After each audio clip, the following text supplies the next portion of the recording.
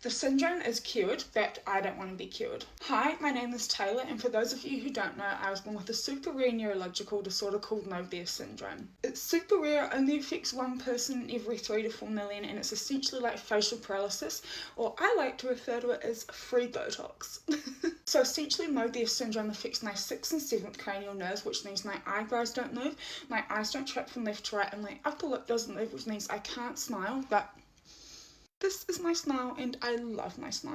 Hence the reason why I don't want to be cured, but let me explain. I was around the age of 11 or 12. I had a super invasive 8-hour-long operation called the smile surgery. Essentially what the surgery was an 8-hour-long operation where they took tissue from my right thigh and inserted it internally from the corners of my mouth up into my temples. The idea was that when I'd clench down on my jaw, the tissue would pull the corners of my mouth up to mimic a normal smile. I really hate that word, normal.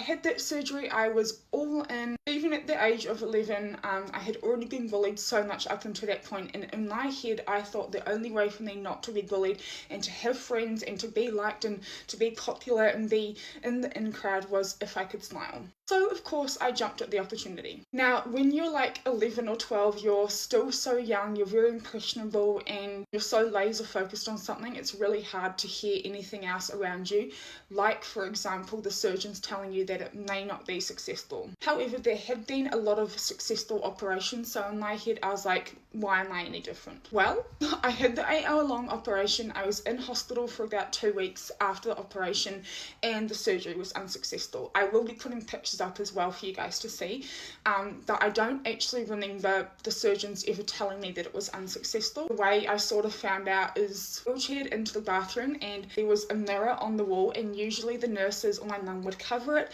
but this time the nurse didn't, and I saw my face in the mirror and it completely broke me. After the surgery I went back to school and I got bullied even more. The swelling and bruising in my face didn't go down for a good year, and it truly just was one of the worst experiences of my life and really sent me down a downward spiral.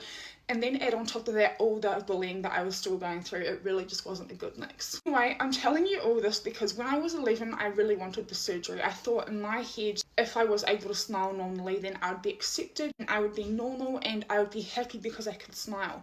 But now that I'm 26 and I've gone through everything that I have and learnt everything that I have, I believe it's all about perspective. Not being able to smile was the greatest gift I could have ever been given, and I'm getting a bit emotional. Not being able to smile was the greatest gift I could have ever been given. It has allowed me to go through, yes, a lot of hard times, but I get to inspire and